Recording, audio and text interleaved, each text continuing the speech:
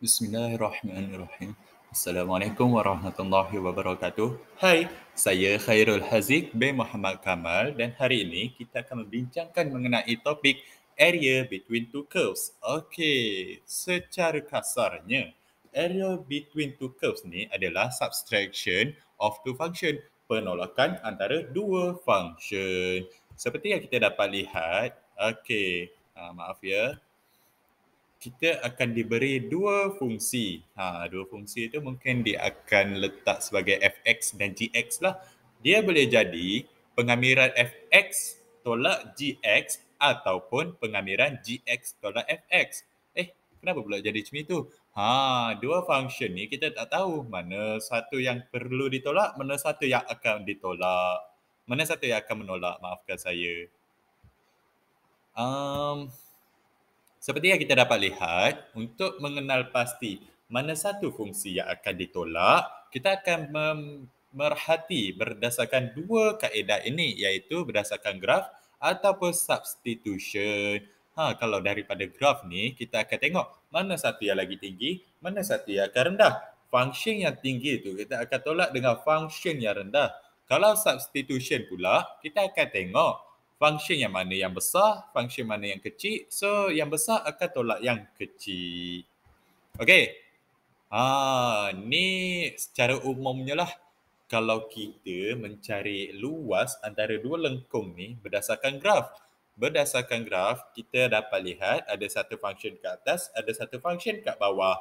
Daripada yang atas tu, kita tengoklah ada fx, yang kat bawah tu gx. Dan kita juga ada limit. Limit dia A dan juga limit B. So, untuk kira area under two curve, kita kena ingat satu formula dahulu yang kita pernah buat, iaitu pengamiran tentu. Pengamiran definite integral. Pengamiran tentu lah. So, pengamiran tentu ni kita ada limit lah. Limit dia tu kita dapat lihat di sini bahawa A tu menjadi lower limit, B pula upper limit. Lepas tu kita akan kamirkan function yang dibagi untuk mencari luas di bawah lengkung. Okey. Tadi kita berdasarkan graf. So kita ada nampaklah fx at bawah gx. Kan? Okay, kita tengok balik. Fx tolak gx lah maksudnya. Siapa yang lagi tinggi akan tolak yang rendah. Tapi itu kalau dia bagi graf. Kalau contoh tak bagi graf, macam mana pula? Ini soalan dia. Dia cuma bagi soalan, determine the area of the region bounded by y equal to 2x square plus 10 and y equal to 4x plus 16. Dia bagi soalan macam itu je. Dia tak bagi limit pun. Dia tak bagi tahu mana nak tolak mana kan. So itulah tugas kita. Kita yang kena cari. Daripada dua function tersebut, kita boleh cari luas antara dua lengkung tu berdasarkan dua kaedah tadi, iaitu kita guna graf ataupun kita guna substitution. Macam mana? Mana kita nak tahu mana yang mudah kan? Okey, jom kita tengok. Tapi saya akan tunjukkan dulu graf. Graf tadi nampak macam senang je kan? Atas tolak bawah je kot. Okey, kita akan mulakan dengan first step. Kita nak kenal pasti dia punya limit dan juga intersection. Okey, berdasarkan daripada function yang dibagi, y sama dengan 2x square tambah 10 dan y sama dengan 4x tambah 16. Kita kena cari nilai di paksi x. So, berdasarkan dua function tersebut, kita akan gabungkan untuk mencari nilai-nilai x pada paksi x tersebut. So, kita dah gabungkan, kita dapatlah punca kuasakan nombor tersebut dan kita akan dapat nilai x sama dengan negatif 1 dan juga x sama dengan 3. Kita dah dapat dah. Dekat paksi x tu, kita dapat nilai 1 positif 3, satu lagi negatif 1 kan. Negatif 1 ni kan kecil. So negatif 1 ni akan jadi lower limit. Yang besar ni 3 akan jadi upper limit. Kita dah dapat dah.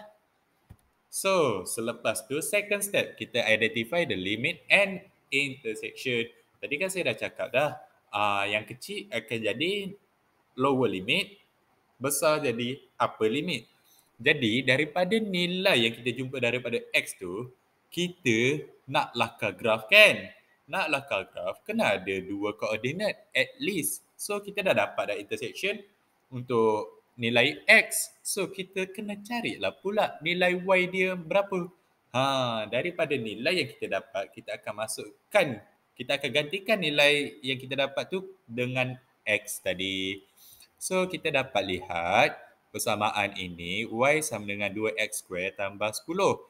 Tapi kita akan masukkan negatif 1 yang kita dapat tadi tu, masukkan dalam nilai X. So kita akan calculate macam biasalah. Kita nak calculate untuk dapatkan nilai Y dia. So kalau contoh X negatif 1, Y dia 12. Kita dah dapat satu koordinat. Lepas tu kita masukkan satu lagi nilai dekat satu lagi function. Function yang tadi pun boleh. Kita masukkan 3 ni masuk dalam Y sama dengan 2X² tambah 10 ni pun boleh. Kita nak masukkan nilai ni dalam function satu lagi pun boleh. So kita akan Y sama dengan 4 ini 3 ni dah masuk lah. 4 darab 3 tambah 16. So kita akan dapat 28. So, untuk nilai X sama dengan negatif 1, kita akan dapat Y dia 12. Kalau nilai X dia 3, kita akan dapat nilai dia 28. Okey, kita dah boleh lakar graf lah. Dah ada dua persamaan tu, dua koordinat. Kita akan lakarkan kedua-dua graf tersebut, dua-dua function tersebut. Macam mana kan? So, daripada tadi tu sebenarnya kita dah cari titik persilangan.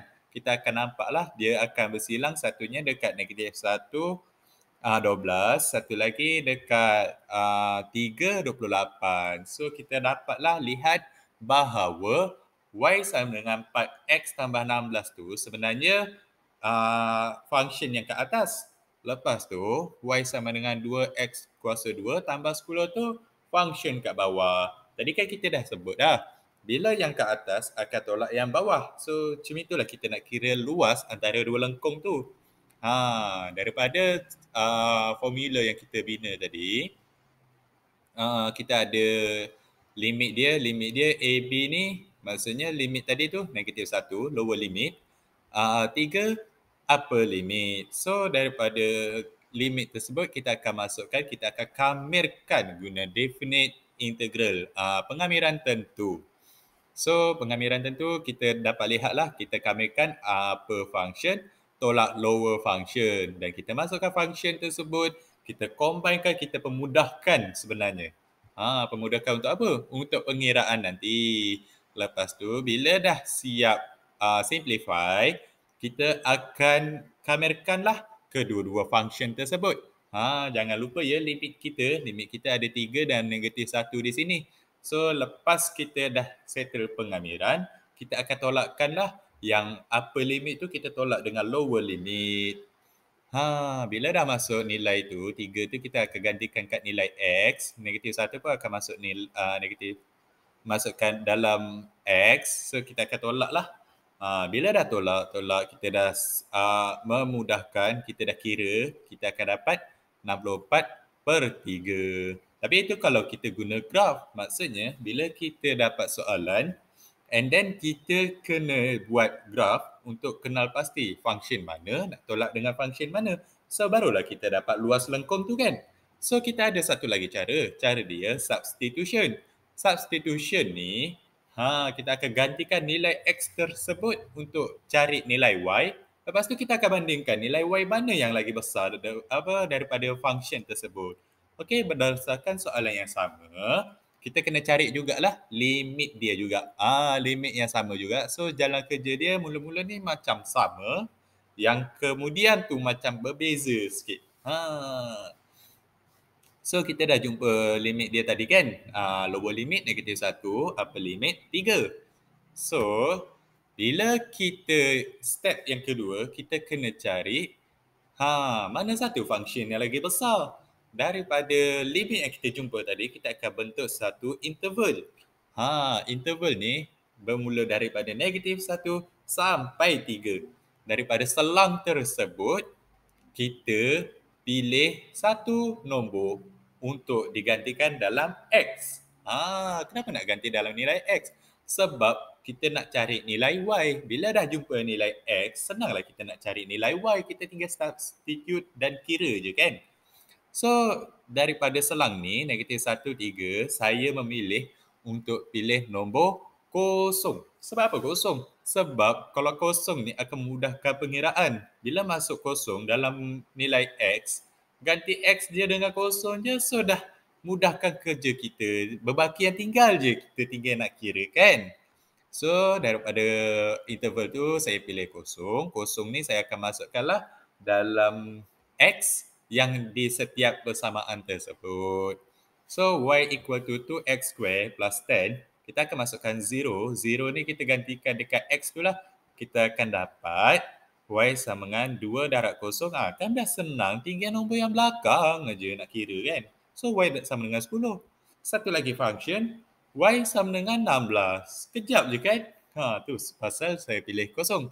So, bila dah macam ni, kita dah tahu nilai Y, kita bandingkan mana satu Y yang besar, mana satu Y yang kecil. Sebab apa?